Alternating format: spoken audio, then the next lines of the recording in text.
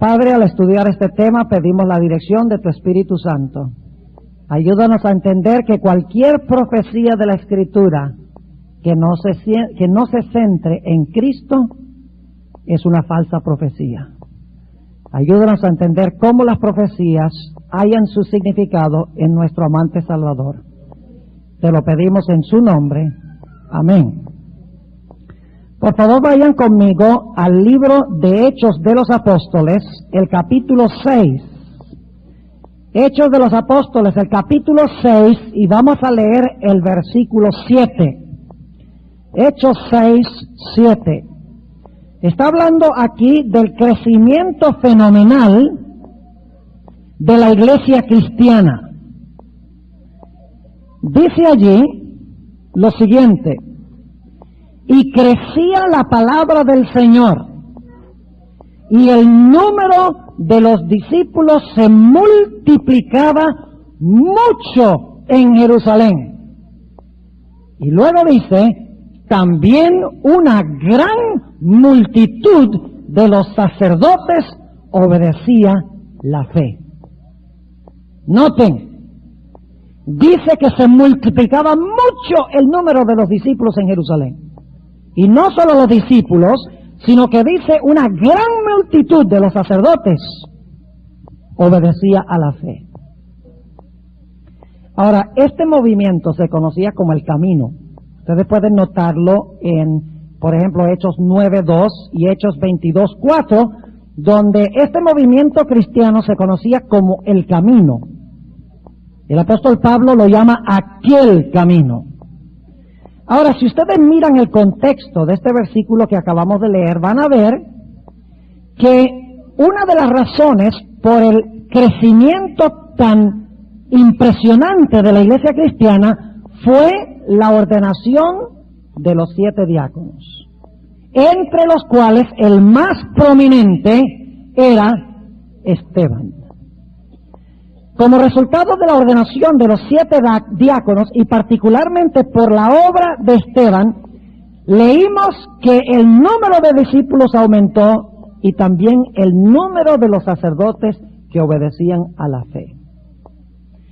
La Biblia nos dice que como resultado de este crecimiento radical, la jerarquía judía, el Sanedrín, estaba muy preocupado. Y da la casualidad de que en el Sanedrín había un joven muy promisorio que se llamaba Saulo de Tarso. Un joven que tenía por delante un futuro muy brillante en el judaísmo. No era ningún peso pluma intelectualmente hablando, era un peso pesado. Como lo dice en el capítulo 22 de Hechos y el versículo 3, se sentó a los pies del más grande maestro de aquella época. Ese maestro se llamaba Gamaliel. Vamos a leer ese versículo. El versículo 3 de Hechos 22. Yo de cierto soy judío, nacido en Tarso de Cilicia, mas criado en esta ciudad a los pies de Gamaliel, enseñando conforme a la verdad de la ley, de la patria, es decir, del pueblo judío, y celoso de Dios, como todos vosotros sois hoy. Ahora, este Saulo de Tarso era un joven energético, celoso e indomable, pero tenía un problema muy grave, y es que su visión estaba limitada al pueblo judío. Tenía visión estrecha, no veía sino a Jerusalén, a los hebreos, a la ley de Moisés y la ley de Dios. Su visión no veía sino un plan de Dios para el pueblo judío. Él creía que Dios había escogido irrevocablemente e incondicionalmente a la nación de Israel para cumplir las profecías del Antiguo Testamento con ellos. Y como los cristianos se habían levantado y eran un movimiento rival al pueblo judío, Saulo de Tarso pensó que debía con todas sus fuerzas extirpar este cáncer que se estaba carcomiendo al judaísmo. Lo que más temía Saulo de Tarso era que Dios no cumpliera sus promesas con el pueblo judío, porque los cristianos se hubieran o habrían robado todos los miembros del judaísmo para este nuevo movimiento. En realidad su preocupación era la misma preocupación que manifestó Caifás poco antes de la muerte de Cristo. Si van conmigo a Juan, el capítulo 11, y empezando en el versículo 47, encontramos cuál era la gran preocupación del Sanedrín y de los judíos. Dice aquí, en el versículo 47 de Juan 11, entonces los pontífices y los fariseos juntaron concilio y decían, ¿qué hacemos? Porque este hombre hace muchas señales. Si le dejamos así, todos creerán en él.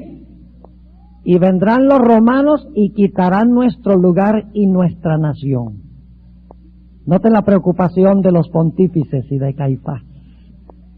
Si dejamos que la gente se vuelva cristiana, entonces el plan de Dios para la nación judía, nuestra nación especial, los que tenemos la ley, los que tenemos la circuncisión, los que tenemos las promesas, va a desaparecer. Así que hay que deshacerse de este nuevo movimiento cristiano. Y luego sigue diciendo allí en Juan 11, en el versículo 49, y Caifás, uno de ellos, sumo pontífice de aquel año, les dijo, vosotros no sabéis nada, ni pensáis que nos conviene que un hombre muera por el pueblo y no que toda la nación se pierda. Fíjense cuál es el temor de que la nación ¿qué? Se pierda, la nación judía, con todas las promesas que Dios hizo para esa nación. Versículo 52, y no solamente por aquella nación, mas también para que juntasen uno los hijos de Dios que estaban derramados. Así que desde aquel día consultaban juntos de matarle. Saulo de Tarso odiaba el movimiento cristiano. La Biblia nos dice que en el apedreamiento de Esteban, él no era solamente un espectador. La Biblia nos dice que él planificó este apedreamiento. Si ustedes van conmigo a Hechos, el capítulo 22, Hechos, el capítulo 22 y el versículo 20, van a ver el papel que jugó Saulo de Tarso en la muerte de Esteban, quien había traído el crecimiento a la iglesia cristiana. Dice allí, en el capítulo 22 y el versículo 20, y cuando se derramaba la sangre de Esteban, tu testigo, yo también estaba presente, y consentía a su muerte y guardaba las ropas de los que le mataban. Una cosa es cierta, y es que Saulo de Tarso quería acabar con el cristianismo. También en Hechos 26 describe su odio para con el movimiento cristiano. Dice en el capítulo 26 y el versículo 9 al 11, lo que él hacía antes de su conversión. Dice allí, yo ciertamente había pensado deber hacer muchas cosas contra el nombre de Jesús de Nazaret, lo cual también hice en Jerusalén.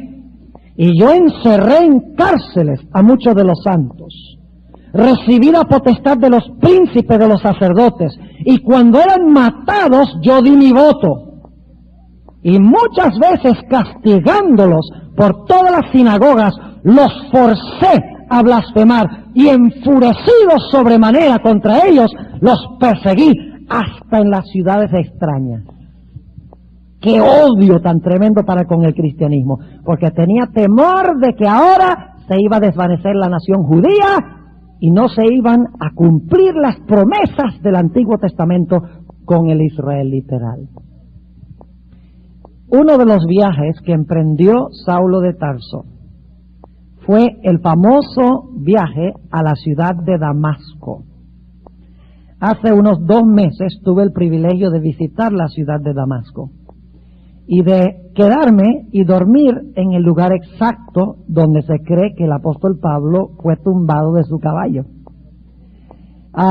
uno puede visualizar cómo habrá sido ese viaje del apóstol Pablo. Tiene que haber subido por la tierra de Israel y luego hacia el norte y luego volteado hacia el este, cruzado una porción de lo que es hoy el Líbano para finalmente entrar en Siria, donde queda Damasco. Y lo interesante es que cuando uno pasa del Líbano a Siria, el panorama cambia. En el Líbano todo es bien verde y fértil, pero cuando uno entra a Siria, eso es un desierto desolado, sin ninguna vegetación. Y un sol castigador a mediodía. Así que el apóstol Pablo, que en ese tiempo se llamaba Saulo, está en camino a Damasco, está por llegar a Damasco, cuando de repente a mediodía, como dice el libro de Hechos de los Apóstoles, cuando el sol está caliente, ve una luz más brillante que el sol. Y es tumbado de su caballo. Y oye una voz que dice, Saulo, Saulo, ¿por qué me persigues? Y Saulo dice, Señor, ¿quién eres tú para que yo sepa a quién estoy persiguiendo? Y dice la voz, yo soy Jesús de Nazaret, a quien tú estás persiguiendo. Tu celo está mal dirigido. Quieres defender a la nación judía. Tu perspectiva es judiocéntrica, cuando tu perspectiva debe ser cristocéntrica. Y dice la Biblia que esa luz lo encegueció. ¿Saben que hay un valor simbólico en eso? Porque Saulo de Tarso estaba ciego, espiritualmente hablando. Y no fue sino hasta que recibió el Espíritu Santo y se bautizó que su ceguera se sanó. Y eso representa no solo su ceguera física, sino su ceguera espiritual, porque ahora, donde antes toda su perspectiva estaba centrada en lo que Dios iba a hacer con Israel, ahora su perspectiva se centraba en Jesús, el Mesías de Israel. Me hace recordar de otro episodio en la Biblia, de otro hombre ciego, en Juan el capítulo 9. El hombre era ciego físicamente y Jesús lo sanó. Ustedes recuerdan la historia. Le abrió los ojos. Pero no solo le abrió los ojos físicos, sino que le abrió los ojos espirituales cuando Jesús se le presentó más adelante. Jesús le dice, yo soy el Mesías. Y él dice, yo creo que tú eres el Mesías. La ceguera física había llevado a ver espiritualmente. El sanamiento de la ceguera física fue un sanamiento de su ceguera espiritual, cuando se encontró con el Mesías. Y luego más adelante en ese capítulo Jesús le dice a los fariseos, ustedes dicen que ven, pero ustedes son los que están ciegos, porque ustedes me rechazan a mí. Así que en el camino a Damasco ahora los ojos de Saulo de Tarso se abren y ve que ha estado luchando contra Jesús. Y ahora su perspectiva cambia radicalmente. A donde antes él no podía pensar sino en Jerusalén, en el templo, en la nación hebrea, en la circuncisión, en la ley. Ahora mira todo eso como sin significado, fuera de Jesús. Vayan conmigo al libro de los Filipenses para que vean el análisis que hace el apóstol Pablo de su vida antes de su conversión y su vida después de su conversión. Filipenses el capítulo 3 y los versículos 3 hasta el versículo 10. Dice aquí el apóstol Pablo, escuchen bien cuidadosamente este asunto. Para Saulo de Tarso, la circuncisión antes de su conversión significaba ser judío y al octavo día ser circuncidado. Es decir, para él lo importante era Israel literal, el templo literal, la circuncisión literal, la ciudad de Jerusalén literal, los enemigos romanos literales. Todo en su mente era literal. Se iban a cumplir con Israel las promesas literales. Todo sin Cristo. Pero ahora dice en Filipenses 3:3, porque nosotros somos la circuncisión, los que servimos en espíritu a Dios y nos gloriamos en Cristo Jesús. ¿Qué es la circuncisión para Saulo de Tarso o para Pablo ahora? No es quitar un prepucio del cuerpo, sino son aquellos que adoran a Dios en espíritu y que se glorían ¿en quién? En Cristo Jesús. Me hace pensar esto de otro pasaje que el pastor de los Ríos predicó sobre ese pasaje. Vamos un momento allí, Juan el capítulo 4.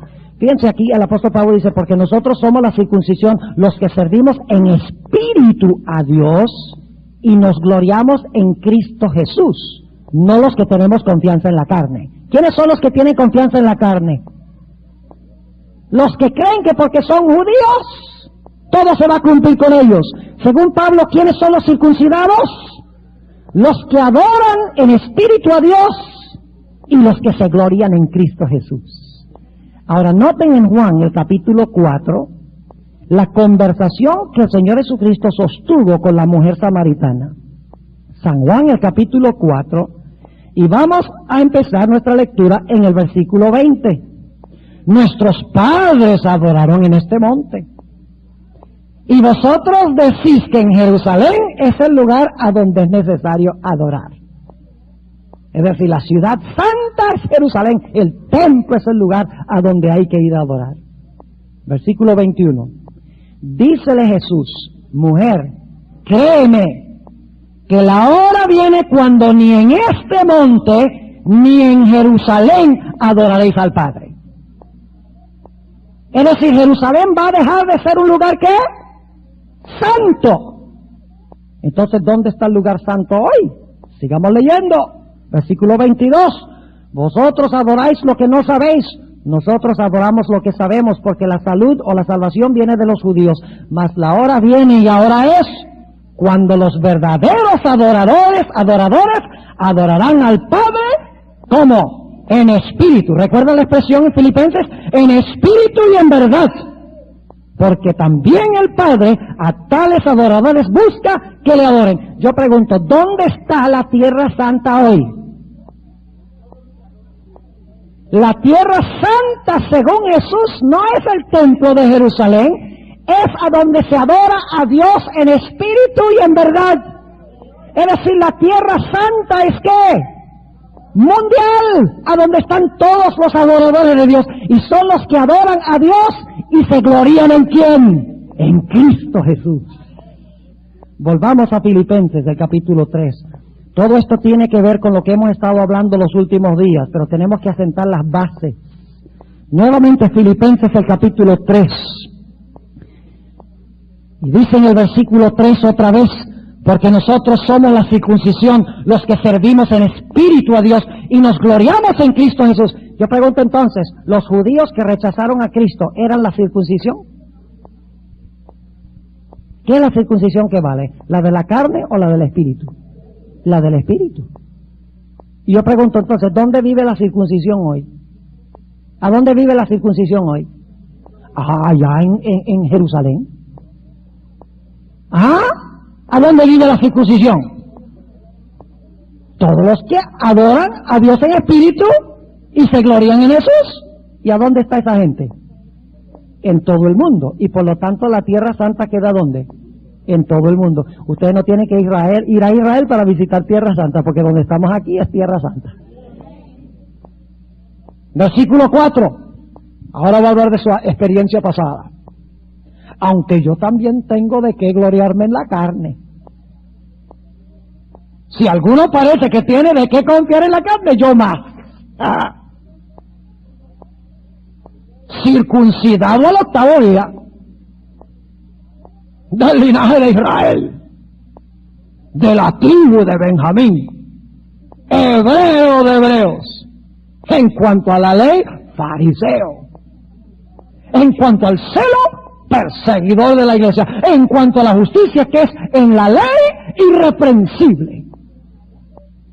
Pero ¿cómo miraba Pablo todas estas ventajas ahora? Dice en el versículo 7, pero las cosas que para mí eran ganancias, he las reputado pérdida por amor de Cristo. ¿Cuánto vale ser judío, estar circuncidado, ser de la tribu de Benjamín, ser irreprensible según la ley, fuera de Cristo? Nada. Y vamos a ver que ese es el problema con la interpretación protestante de las profecías. Para ellos las profecías se van a cumplir con Israel fuera de Cristo. Ellos están diciendo que las profecías se van a cumplir con Israel, como pensaba Saulo de Tarso, que se iban a cumplir con Israel antes de su conversión. Y déjenme decirles algo, profecías interpretadas sin Cristo son falsas profecías. Versículo 8. Y ciertamente aún reputo todas las cosas pérdida por el eminente conocimiento de Cristo Jesús, mi Señor, por amor del cual lo he perdido todo, es decir, todo lo que tenía cuando Él aceptó a Cristo. Hasta luego, Sanedrín. Hasta luego, futuro promisorio. Ahora no vas a ser un gobernante, sino que te vas a ir a hacer carpas. Y vas a tener naufragios. Y te van a tirar piedras. Y los judíos te van a acechar. Vas a ser perseguido. Y él dice, nada de lo que tenía antes vale nada. Porque no tenía Jesús. Y en la última parte del versículo 8 dice algo, dice, por amor del cual lo he perdido todo, y téngolo por qué. En realidad la palabra griega es estiércol. Lo tengo por estiércol, ¿por ganar qué? Por ganar a Cristo. ¿Cuánto vale el judaísmo sin Cristo? Nada, dice el apóstol Pablo. Dios no puede cumplir sus promesas con el Israel literal fuera de Jesús. Pero como Saulo de Tarso pensaba que Dios había dado promesas irrevocables que no podía cambiar Dios, aún apostatando Israel, perseguía a los cristianos. Pero cuando conoció a Cristo, se dio cuenta que todas esas profecías no se cumplen con el Israel literal, sino que se cumplen con el Israel espiritual. Ahora, mis hermanos y mis hermanas, el apóstol San Pablo, cuando descubrió a Jesús, miraba al Antiguo Testamento con otra perspectiva diferente. Ya no miraba al Antiguo Testamento con Israel en el centro, sino que miraba el Antiguo Testamento con Cristo en el centro. Permítame darles dos ejemplos de los escritos del apóstol Pablo. La primera referencia está en 2 Corintios 3, 13 al 17. Vamos allí un momento. 2 Corintios, el capítulo 3 y el versículo 13 al 17. Aquí el apóstol Pablo está relatando una experiencia del Antiguo Testamento. Y déjenme relatarles la experiencia para luego volver acá. Ustedes recuerdan que el Moisés ascendió al monte Sinaí. Y ahí estuvo en comunión ¿con quién? Con Dios, con Cristo. ¿Es así? ¿Le mostró Cristo su gloria? ¿Cristo le mostró su gloria? Sí. ¿Se acuerdan que Moisés dijo, muéstrame tu gloria? Y dice que Jehová pasó delante de él y le mostró su carácter, su gloria. Y ahora la Biblia dice que Moisés desciende de la montaña, y cuando desciende Moisés de la montaña, ¿qué pasa con su rostro? Su rostro le está brillando con la gloria de ¿quién? Con la gloria de Cristo. Hay dos cosas. Moisés, y en el rostro de Moisés, ¿qué cosa? La gloria de Cristo.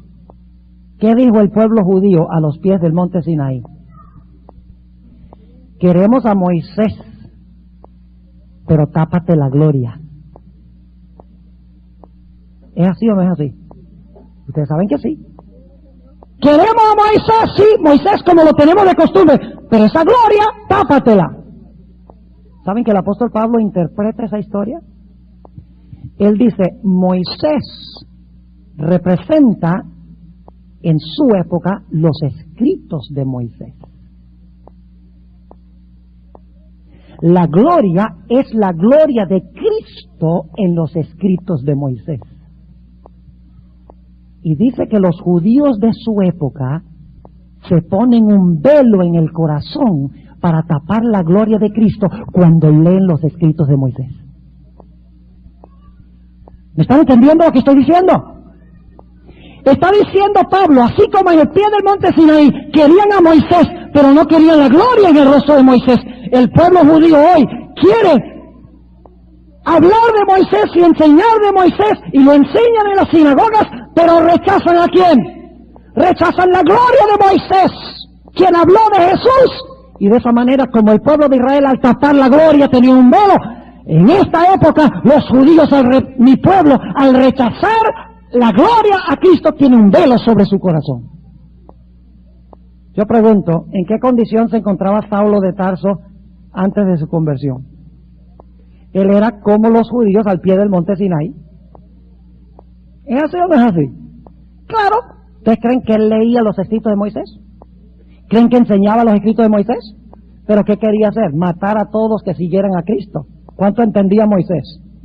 No entendía nada. Porque Moisés sin Cristo no vale. Pero cuando ahora Saulo de Tarso ve la gloria de Jesús, ¿cómo lee los escritos de Moisés? ¡Ah! Encuentra a Cristo en toda su gloria en los escritos de Moisés. De la misma manera, el apóstol Pablo dice que cuando los judíos de su época se convirtieren al Señor, se les quitará el velo del corazón y entonces podrán ver la gloria de Cristo en el Antiguo Testamento. Ahora vamos a leer estos textos en 2 Corintios 3 y el versículo 13. Dice, no como Moisés que ponía un velo sobre su faz, para que los hijos de Israel no pusiesen los ojos en el fin de lo que había de ser abolido. De todo lo que se habló en los días de Moisés, los ritos, las ceremonias que apuntaban hacia Jesús, eso todo se abolió. Versículo 14. Empero los sentidos de ellos se embotaron, porque hasta el día de hoy les queda el mismo velo no descubierto en la lección del Antiguo Testamento, el cual por Cristo es quitado. Y aún hasta el día de hoy, cuando Moisés es leído, el velo está ¿qué? Está puesto sobre el corazón de ellos. No pueden ver a Cristo en los escritos de Moisés. Solo ven a Israel, la circuncisión, la ley, Jerusalén, las promesas que Dios le hizo al Israel literal. Lo único que ven, sin Cristo. Pero dice en el versículo 16, mas cuando se convirtieren al Señor, el velo será ¿qué? Quitado. Otro ejemplo de los escritos de Pablo, Gálatas 4. ¿Qué pasaría hoy si usted le dijera a un judío árabe? O peor, le dice usted a un judío, tú eres un palestino. Ay, ay, ay. Mejor que esté por acá, por estos lados donde se protege la vida. No lo diga allá en Israel. Lo van a querer matar. Pero ¿saben lo que hace el apóstol Pablo en Gálatas 4? Increíble. Él compara los dos pactos con Agar y con Sara. ¿Y saben lo que dice? Los judíos de esta época son descendientes de la esclava. Uy, uy, uy. Es decir, son ismaelitas. Está diciendo, los judíos son ismaelitas. ¿Y por qué son ismaelitas? Porque no han aceptado ¿a quién? Porque no han aceptado a Cristo Jesús. Ahora escuchen lo que les voy a decir porque es el punto más importante para entender lo que vamos a analizar de ahora en adelante. Cuando Saulo de Tarso conoció a Jesús, todo el Antiguo Testamento se iluminó. Y él se dio cuenta que todas las promesas del Antiguo Testamento y todo lo que él creía que era literal, no era literal, sino espiritual. ¿Me entiende lo que estoy diciendo? Es decir, se le abrieron sus ojos y lo que él creía que era literal, ahora él dice, no, eso no era literal, sino que era espiritual. Déjeme ilustrar cómo vio el apóstol Pablo este asunto. Para el apóstol Pablo, Israel ahora no era el Israel literal. Cuando yo digo Israel hoy, ¿de qué piensan ustedes?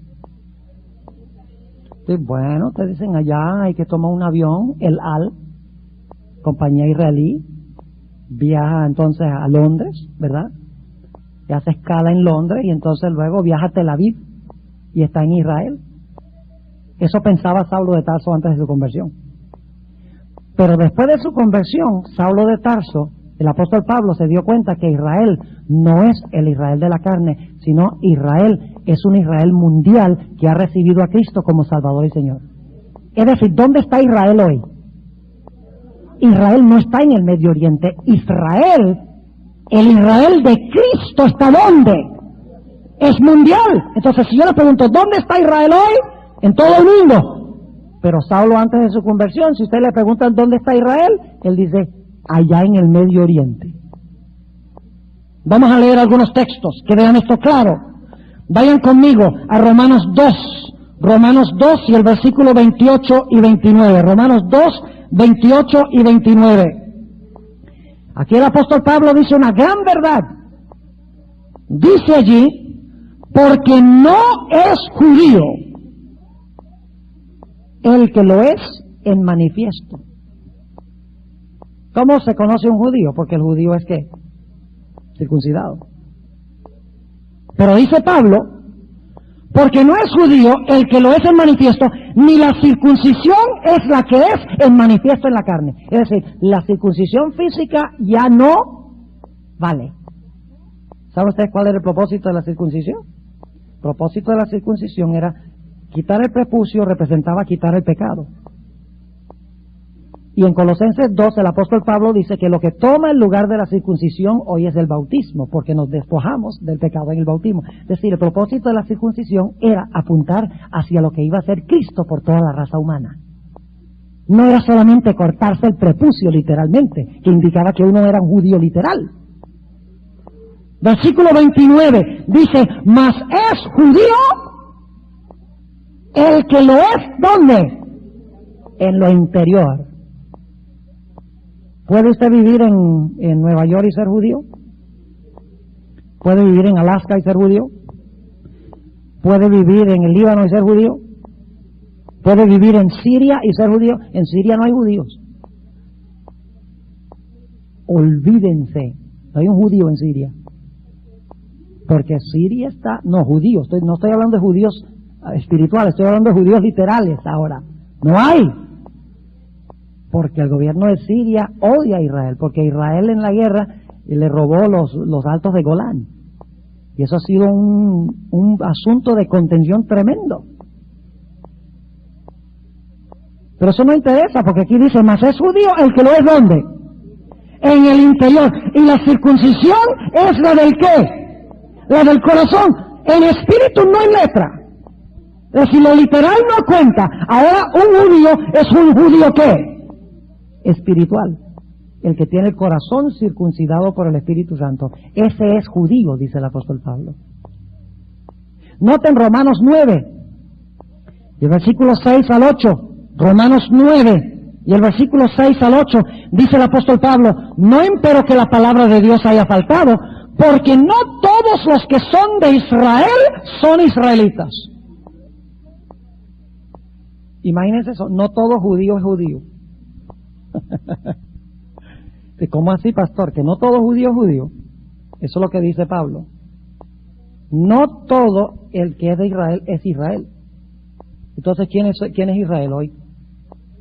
Yo pregunto, los que viven ahora en el Medio Oriente, los judíos ortodoxos que rechazan a Cristo, ¿son israelitas? ¿Va a cumplir Dios alguna promesa con los que no son israelitas? No, porque las promesas las hizo a Israel. Pero la pregunta es, ¿a cuál Israel le hizo las promesas?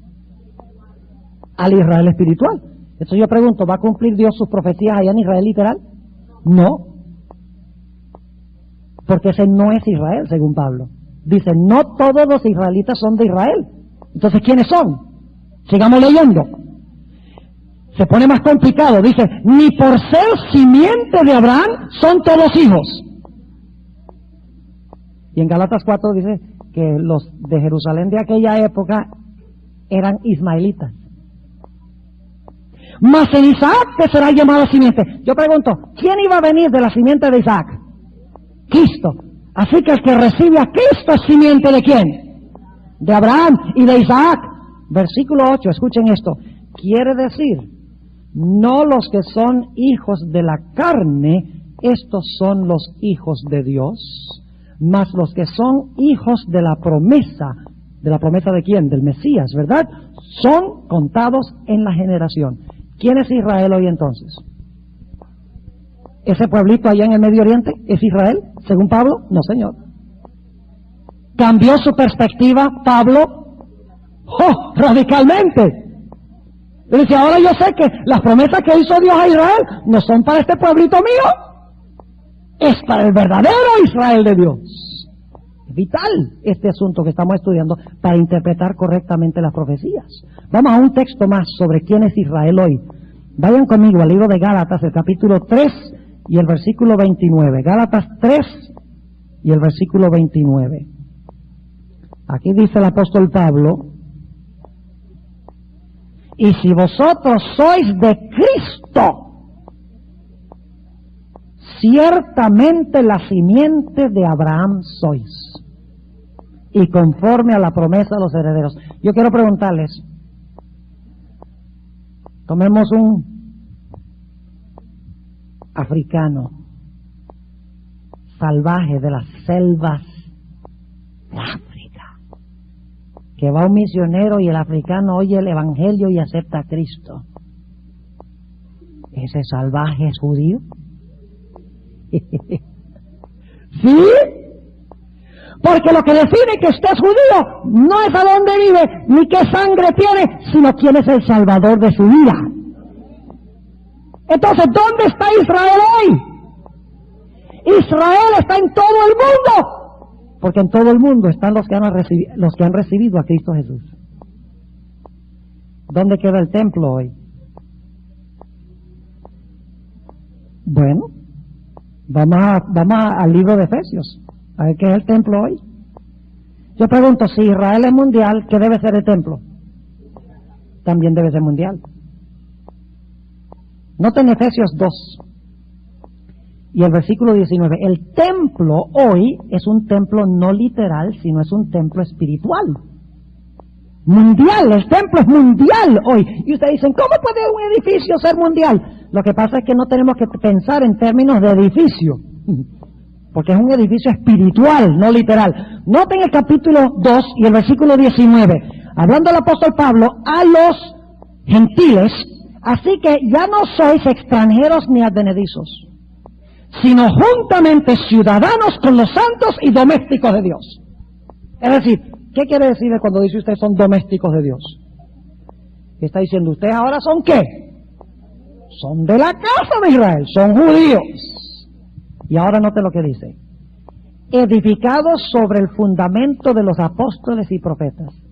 ¿Cuáles son los fundamentos del templo? No son piedras, son gente. El fundamento de los apóstoles y profetas, siendo la principal piedra del ángulo, Jesucristo mismo. Ya no es una piedra física. La piedra principal es Jesús. Y a los fundamentos no son piedras, son los escritos de los apóstoles y los profetas. ¿Qué clase de templo es este?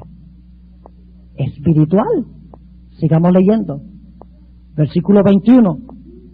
En el cual, es decir, en Jesús, compaginado todo el edificio, va creciendo para ser un templo santo en el Señor. ¿Quiénes son las piedras de ese templo? ¡Nosotros! ¿Cada cristiano es una piedra de ese templo? Entonces, ¿a dónde está el templo? ¿Mundial? ¿Están conmigo o no están conmigo? Si las piedras son los cristianos y los cristianos están en todo el mundo, el templo es mundial. Y los fundamentos de los apóstoles y profetas, ¿quiénes tienen el Antiguo y el Nuevo Testamento? ¿Los cristianos dónde? En todo el mundo. Y Jesucristo se confiesa ¿dónde? En todas las iglesias del mundo. Y ahora fíjense, en el templo del Antiguo Testamento estaba la Shekinah. ¿Sabe usted cuál es la Shekinah del templo hoy? Versículo 22. En el cual vosotros también sois juntamente edificados para morada de Dios en espíritu. La Shekinah es el Espíritu Santo. Y yo pregunto, ¿dónde está el Espíritu Santo hoy? Donde hay 2 o 3 reunidos en el nombre de Cristo. ¿Dónde está la Shekinah hoy? En todo el mundo. ¿Dónde están las piedras hoy? En todo el mundo. ¿Dónde está Cristo Jesús hoy? En todo el mundo. ¿Dónde están los escritos de los apóstoles y profetas hoy? En todo el mundo. Entonces, ¿el templo es qué? Mundial. ¿Israel es qué? Mundial. ¿Jerusalén debe ser entonces qué? Mundial. Ahora les pregunto esto. ¿A dónde se va a sentar el anticristo?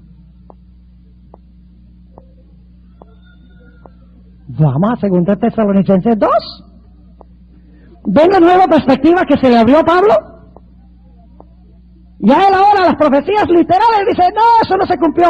Jesús dijo, vuestra casa os es dejada desierta. Ya, Jerusalén fue destruida, no hay nada que ver con el pueblo judío literal. Ahora todo eso se aplica a todos los que reciban a Cristo y creen en su nombre. Así que las profecías ya no se restringían al Medio Oriente, sino que se aplican a nivel ¿qué? Mundial, con los judíos espirituales en todo el mundo que han recibido a Jesús. Ahora noten 2 de Tesalonicenses, el capítulo 2 y el versículo 3 y 4.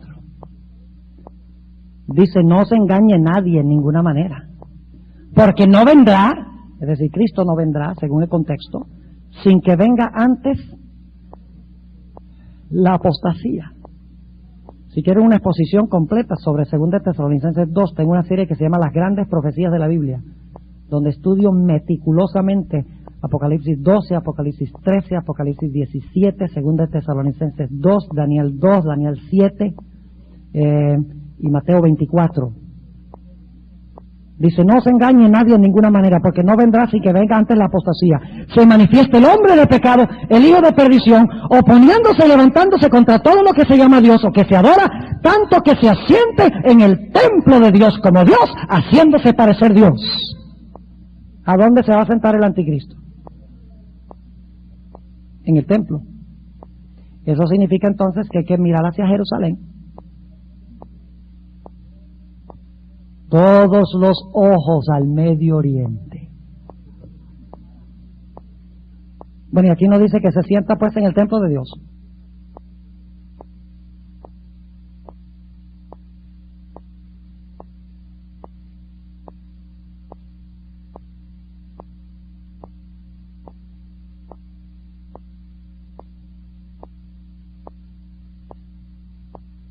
Bueno, ese tiene que ser el templo judío. Según el apóstol Pablo, ¿qué es el templo?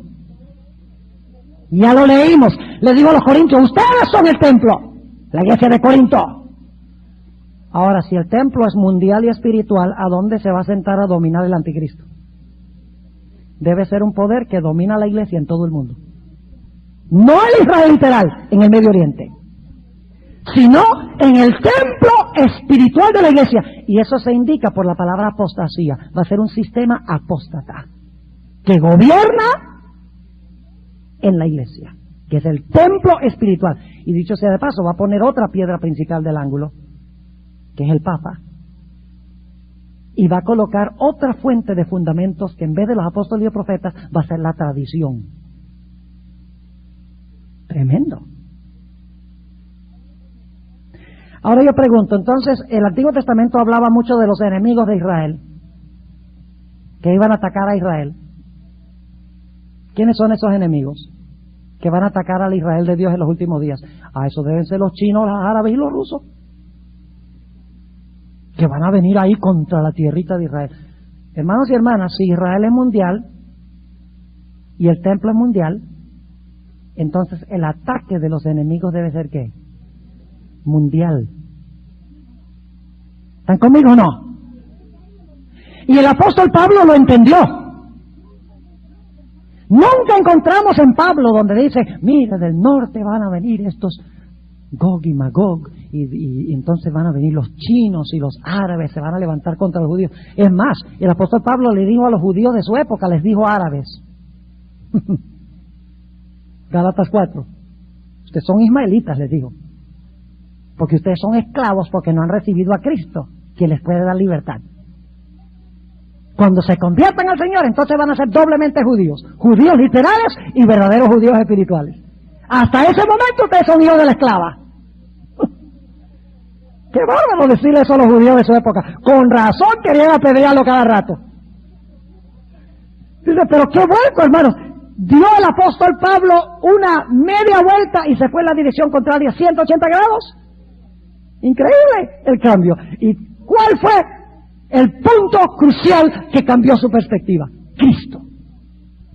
El problema con los que interpretan las profecías hoy, las interpretan con Israel en el centro en vez de Cristo.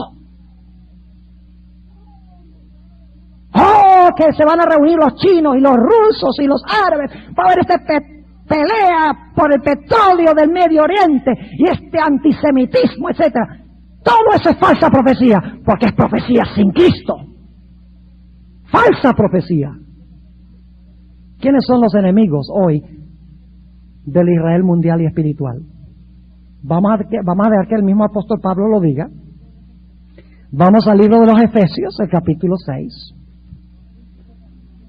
Efesios, el capítulo 6. Y vamos a leer el versículo 12. Dice el apóstol San Pablo, en Efesios, el capítulo 6 y el versículo 12, un pasaje muy bien conocido. Porque no tenemos lucha contra sangre y carne, sino contra principados, contra potestades, contra señores del mundo, gobernadores de estas tinieblas, contra malicias espirituales en la tierra de Israel.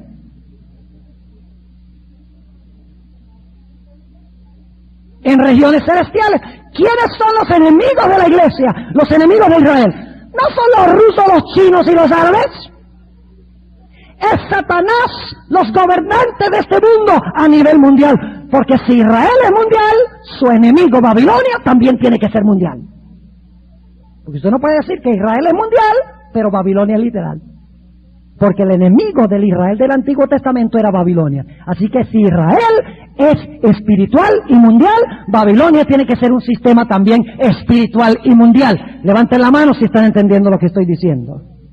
Vital este asunto, para lo que vamos a notar ahora. Ahora, déjenme preguntarles, ¿qué clase de armamentos debe usar hoy Israel? Los Estados Unidos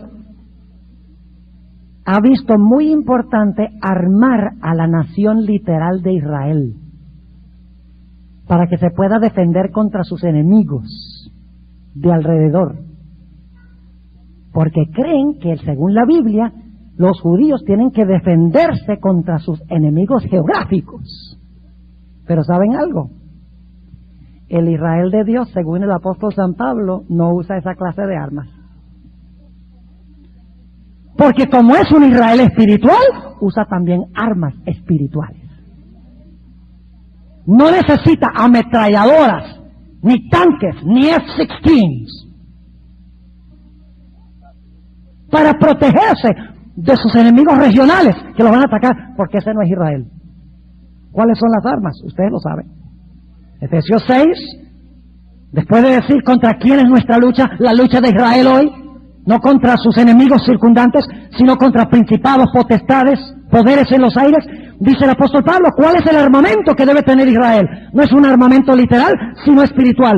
Sigue diciendo en el versículo 13, por tanto, tomad toda la armadura de Dios, para que podáis resistir en el día malo y estar firmes habiendo acabado todo.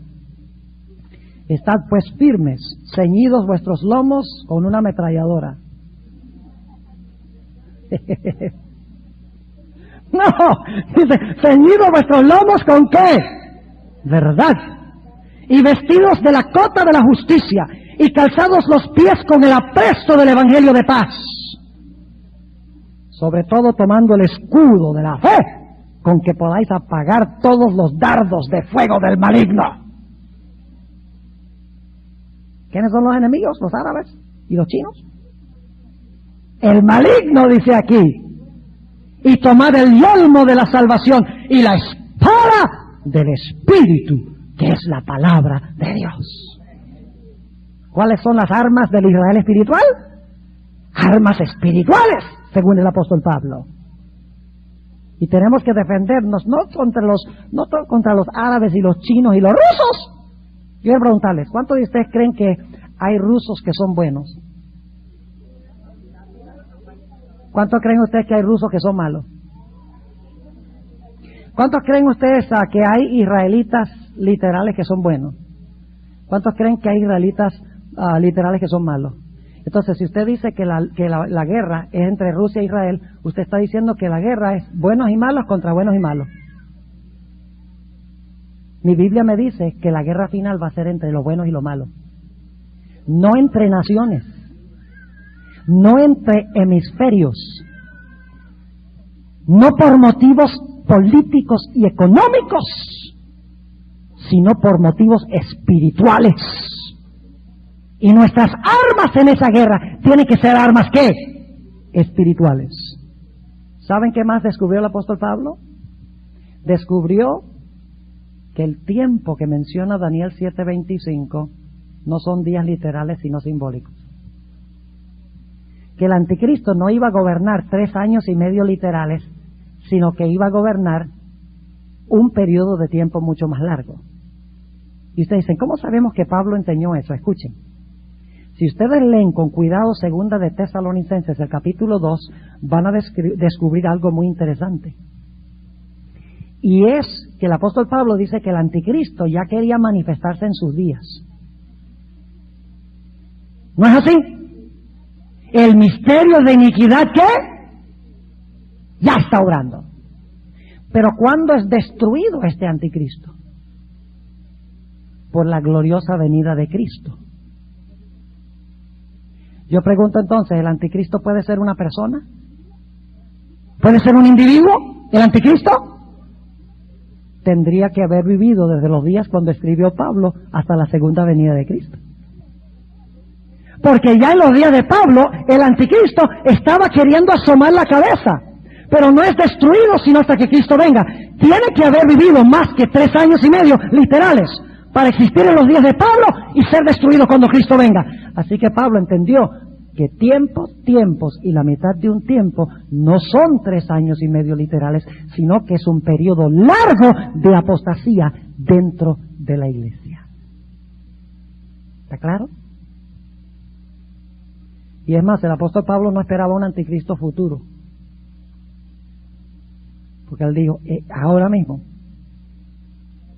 está obrando. Y si leen primera de Juan 2 y otros textos en las epístolas de San Juan, habla del anticristo, dice, ahora mismo salieron de nosotros, pero no eran de nosotros. Es decir, el anticristo ya en los tiempos, cuando escriben los apóstoles, ya el anticristo está queriendo asomar la cabeza. Así que el anticristo no es ningún anticristo futuro que se va a sentar por 3 años y medio allá en el templo literal de Jerusalén reconstruido para oprimir a los judíos literales, sino que como el templo es espiritual, Jerusalén es espiritual, Israel es espiritual, los enemigos son espirituales, las armas son espirituales, el periodo de tiempo también es simbólico. ¿Está quedando claro? Ahora, ¿qué diríamos de la tierra? Esa franja de tierra allá en el Medio Oriente que se llama Israel. Porque los que interpretan las profecías, los protestantes hoy dicen, Dios le prometió esa tierra a Abraham y Dios tiene que cumplir su promesa irrevocablemente, o si no, no va a cumplir Dios su palabra. Déjenme decirles algo, esa tierrita de Canaán solamente era un down payment. Un pronto, un pise, una garantía de algo mucho más grande. Y el mismo Abraham lo entendió. Dios no le prometió solo esa franjita de tierra allá. Yo le digo a Abraham, párate aquí, mira, oriente, occidente, norte y sur, hasta donde tú puedas ver, eso es lo que yo te voy a dar. Y si ustedes leen Romanos 4:13, el apóstol Pablo dice que Dios le prometió a Abraham que iba a heredar el mundo. Y esa franjita de tierra solo era el down payment, para garantizarle de que le iba a dar el trozo mayor.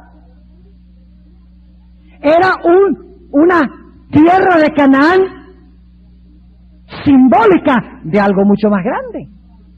Como Israel representaba algo mucho más grande. Es más, en Hebreos 11, ustedes conocen estos textos, por eso no los estoy leyendo. En Hebreos 11 encontramos que el apóstol Pablo nos dice que los héroes de la fe miraban hacia una ciudad.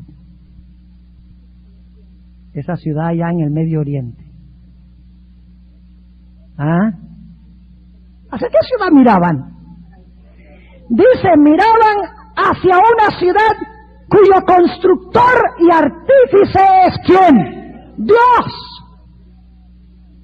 Es decir, Abraham cuando vio la Jerusalencita, dice, esta Jerusalencita es solo un símbolo de la verdadera Jerusalén. Un tipo, un modelo en miniatura de algo mucho más grande.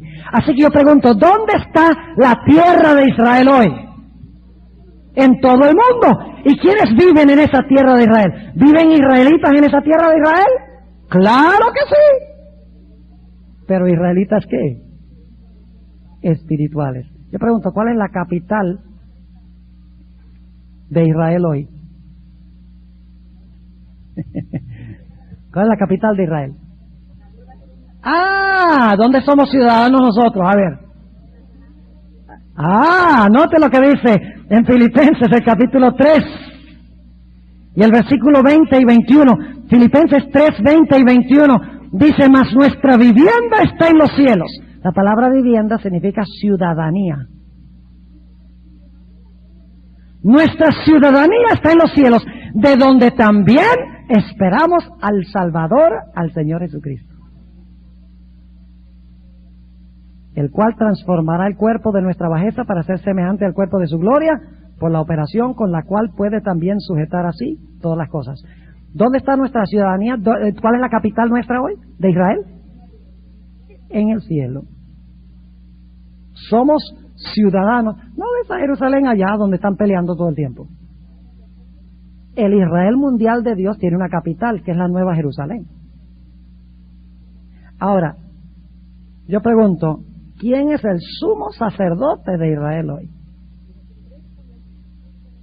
Jesús. ¿Y dónde está ese sumo sacerdote? En el santuario celestial. ¿Saben ustedes que los protestantes que interpretan las profecías hoy en día dicen que durante esos últimos 7 años se va a reconstruir el templo y se van a restablecer los sacrificios? Y sacerdotes humanos van a desempeñar esos sacrificios. Eso es como decir que Jesús nunca vino. Eso es como decir que lo que hizo Jesús en la cruz no fue suficiente. Sacerdotes humanos cuando el verdadero sumo sacerdote, el Hijo de Dios, está en el cielo. Sacrificios nuevamente ofreciéndose cuando Cristo murió de una vez por todas en la cruz. ¿Ven lo que pasa cuando la gente interpreta las profecías sin Cristo? Ahora, hablemos un poco del apóstol Pablo nuevamente. Yo pregunto, ¿el apóstol Pablo amaba al pueblo judío? Él dijo en Romanos 9, dice, ojalá yo pudiera ser separado de Cristo para salvar a mi gente. Pero lo que yo he compartido con ustedes da la impresión de que, bueno, ahora Dios favorece a un Israel espiritual y rechaza al Israel literal. Pero yo pregunto, ¿los israelitas literales pueden llegar a ser verdaderos israelitas? Claro, ¿aceptando a quién? A Cristo, porque Cristo es su razón de existir. Dios escogió a Israel solo para traer al Mesías al mundo y para preservar la verdad en cuanto al Mesías. Si no cumplen ese propósito, no tenían razón para existir como nación. Ahora escuchen para concluir lo que ha hecho el protestantismo, lo que ha hecho el falso profeta hoy en día.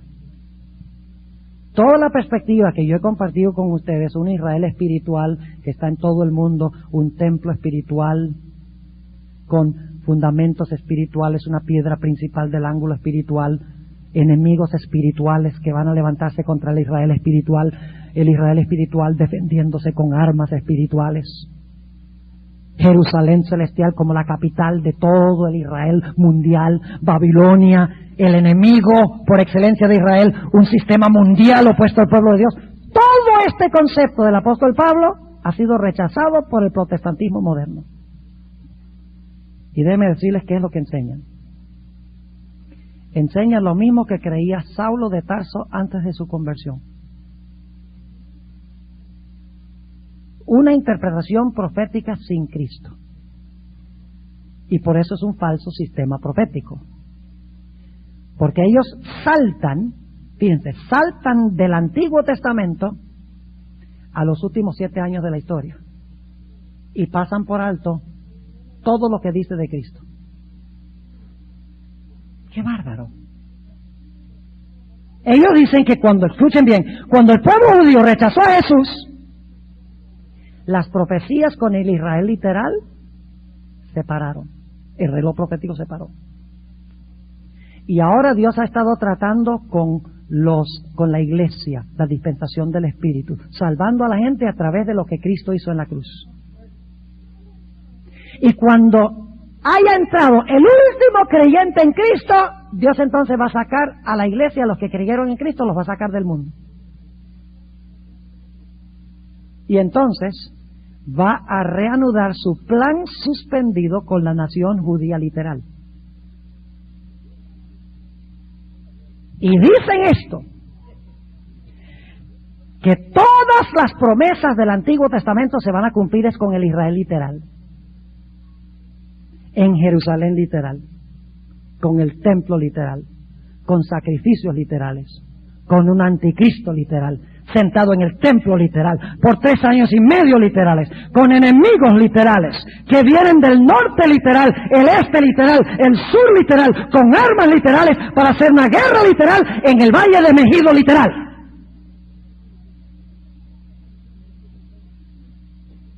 Y mientras tanto, escuchen bien, mientras tanto los poderes opuestos a Israel están en el mundo hoy. El anticristo está sentado en el templo y está cooperando con un poder que pronto se va a convertir en la imagen de esa bestia. Pero el protestantismo y el catolicismo no lo pueden ver. ¿Saben por qué no lo pueden ver? Porque no tienen la vista que recibió Saulo cuando se encontró con Jesús.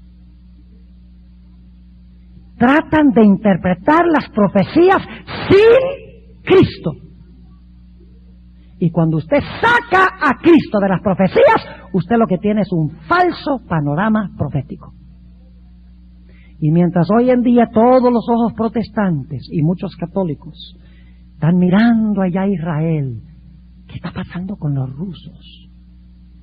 Y bueno, que está creciendo la China ahora.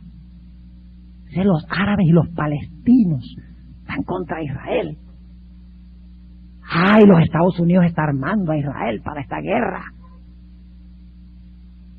Y esa tierra les pertenece a ellos. ¿Cuándo se irá a construir el templo allá? ¿Y a dónde encontramos nosotros el anticristo que va a haber en el mundo después que la iglesia, que nosotros estemos en el cielo? Todo el mundo mirando allá, allá, allá. Y mientras tanto en Roma está y nadie lo ve. Mientras tanto, los Estados Unidos, más y más, nuestro presidente quiere derribar la pared de separación entre iglesia y Estado. Los protestantes quieren hacerlo también. Los Estados Unidos coopera con el Vaticano, manda embajador, ayuda a tumbar el comunismo allá en el bloque oriental de Europa y en la Unión Soviética, lo que antes era la Unión Soviética. Y nadie ve que eso sea importante, porque están mirando a donde no es. Y van a cumplir las profecías sin darse cuenta de que las están cumpliendo ellos mismos. ¡Qué bárbaro! El diablo ha hecho un gran trabajo.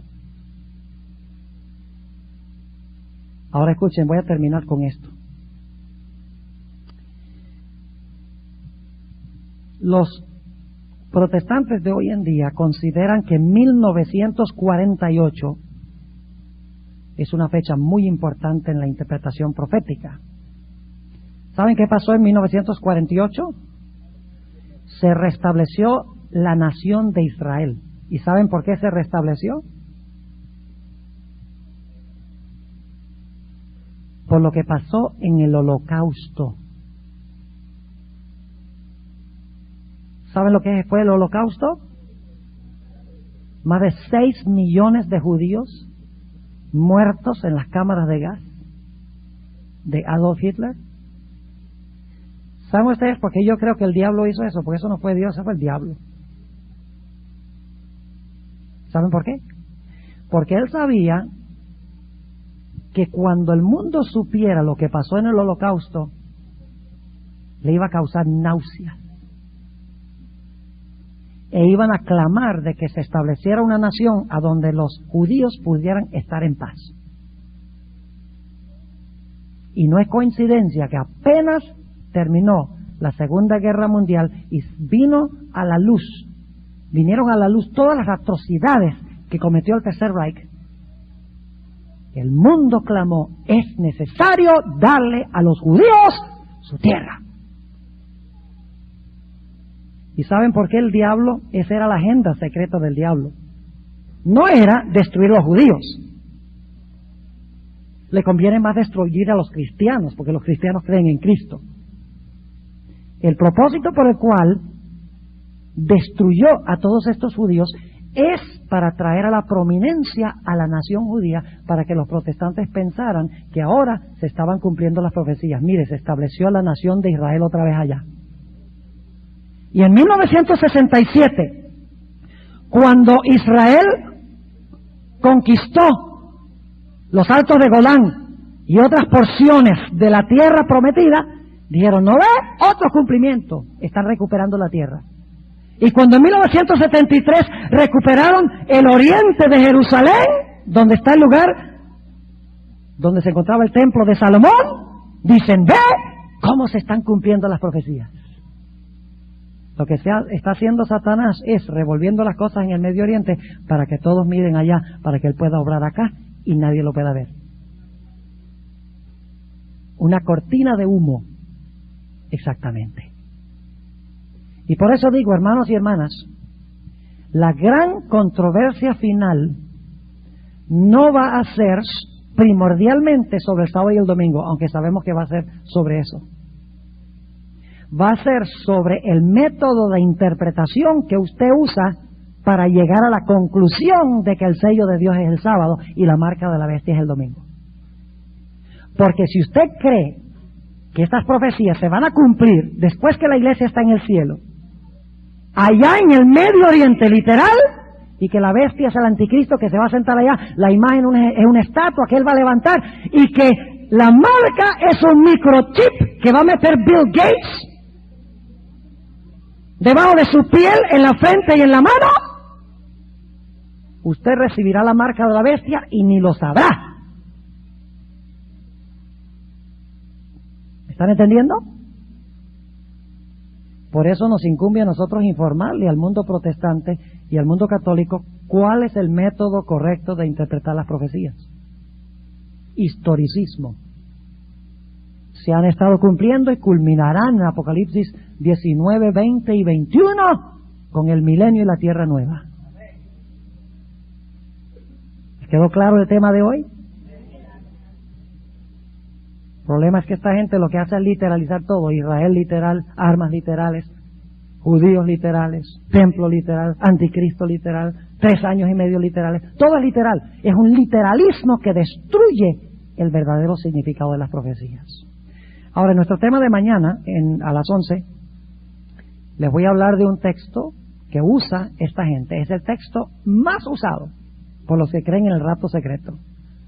Uno será tomado y el otro será dejado. Y prepárense para una gran sorpresa en este texto. Aún los adventistas lo hemos entendido mal. No es asunto de vida y muerte, pero voy a dar una interpretación que creo que será de utilidad para nosotros hablar con personas que tienen esta idea del rapto secreto. Bien, oremos. Padre Celestial, te damos gracias porque nos has dejado en tu palabra no solamente claro lo que va a suceder al final de la historia, sino que nos has dejado el método por el cual podamos llegar a esas conclusiones. Señor, nuestros corazones se entristecen por tantas personas que van como ovejas al matadero sin saber nada de lo que está pasando. Señor, tú amas a estas personas y quieres alcanzarlas. Úsanos para compartir estas cosas con ellos, para que ellos puedan ver que tú tienes un remanente en este mundo, un Israel que no ha doblado la rodilla a Baal, un remanente que guarda tus mandamientos, incluyendo el santo sábado, el sello de lealtad a ti. Úsanos, Señor, y danos tu poder para compartir esto con otros. Te lo pedimos en el nombre y por los méritos de Cristo, nuestro Salvador.